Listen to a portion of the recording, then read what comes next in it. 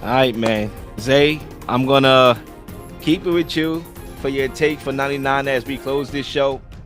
Yeah, bro. The mic is yours. Oh, before I give it to you, let me just introduce the segment. For those of Mhm. y'all who is tuning in for the first time, we love to give a segment or a take that we have on our minds that we haven't got to cover on the show. Essentially, an extra topic that we could quickly rant about and get a response. And Zay, the mic is yours to kick us off. The value of the wide receiver has officially went down. We have seen some historic contracts for receivers in recent history, but we're also seeing historic trade market value for his receivers in recent history. A fourth round pick for Keenan Allen years before, Amari Cooper going for what he went for.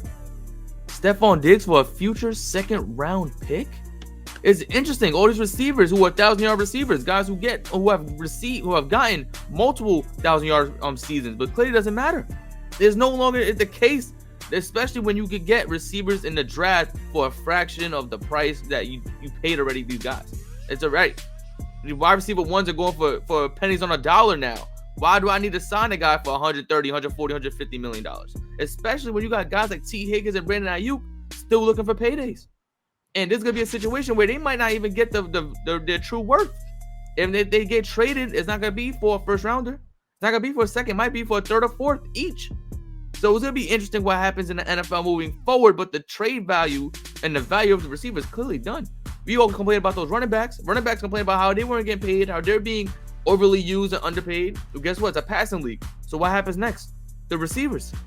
They're gonna get overused and underpaid. What's gonna happen after that? The offensive linemen. They're gonna get overused and underpaid. It's gonna happen like this with every single position until somebody stops the madness and says we're not playing until we get paid more. Everyone looked at the running backs, like, yeah, why would you pay a running back? You get another one. Look at the receiving class this year. Why would I pay a receiver when I could get one in the third, fourth round and still be a receiver one on my team? It's going to be interesting what happens moving forward, especially the dynamics of how the NFL has changed the game. Everything is offense heavy. I wouldn't be surprised if defensive players start getting pay cuts as well, if their value start getting diminished, because every position is looking like they're getting their value slashed. What a way for the NFL to enhance the game just so the players could feel undervalued. What a way to go. And that's my take for 99.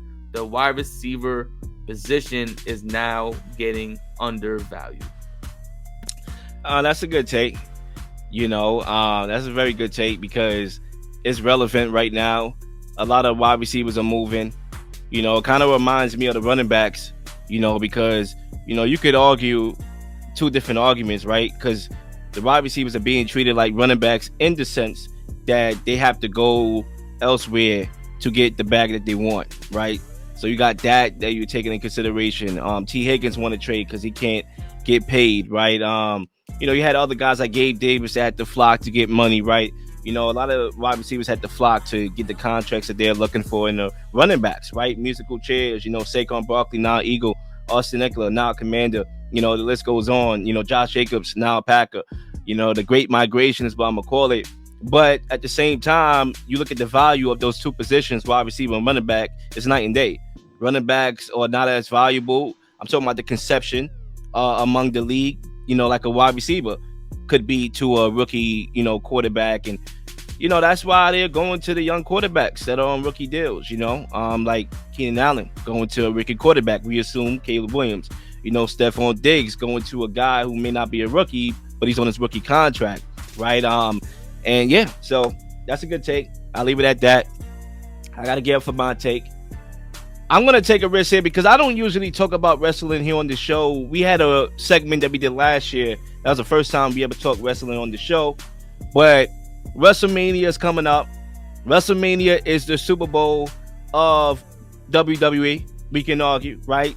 Wherever you are on Saturday and Sunday. It used to be Sunday. Now it's Saturday and Sunday. It could be 2 nights now. That's how big it got that they had to separate it in nights. It's coming up. And a lot of people is focusing on Cody Rhodes and Roman Reigns. And, they have this story that they're trying to complete, is Cody Rhodes going to finish his story, and all that. But I think for me, more so than about the direction that the WWE decides to go, right? Because when you look at Roman Reigns, he would actually enter WrestleMania 40 at over 1,300 days as undisputed WWE Universal Champion. Okay, so no matter where the WWE decides to go, whether it's the Cody Rhodes finishing his story plot or Roman Reigns, we all know they got that tag team match on day one with The Rock and the Tribe against Cody Rhodes. And, I think that takes a little bit away from the main event here. I'm not sure if that's a smart move, but we'll see. But my take for 99, I'm more concerned about the match. Like, how good is the match going to be? We know the hype around it. We want to know what's going to be at the end of it. But what about the match itself? When you talk about WrestleMania, I want to see the best matches, right? I could go back and tell you my favorite WrestleMania match of all time. That will be Shawn Michaels versus The Undertaker. Okay, that was the greatest match in my humble opinion. Those guys went at it. We're talking about two phenoms at the time they fought. They fought at WrestleMania. The promo behind it was perfect. Good versus evil. Shawn Michaels coming down from the Raptors. Undertaker coming, from hell. His entrance in the match itself was great. Back and forth. They sold the match. Okay, Shawn Michaels is one of the best in-ring performers of all time. He's my favorite WWE person of all time, period. But when we come back to right now, what kind of match are we going to get? Is it going to top last year's matchup? Is it going to be any interference in the matchup? But no matter what happens at the end, is it going to be a good match? And that's the question that I'm leaving us with. And that's my take for 99 cents. That's a great take. I think I have a lot of questions in terms of what WrestleMania has to offer. Not only the main event with the Cody Rhodes, Seth Rollins, Rock, Roman, the Cody Rhodes, Roman Reigns, 92, but just in general, like all the fights that's happening, Gunther versus Sami Zayn. Am I going to be enthralled and interested in what's happening when I felt like Chad Gable and Gunther should have been a WrestleMania fight? They put on so many great matches. I felt like he deserved to be in a match in that magnitude.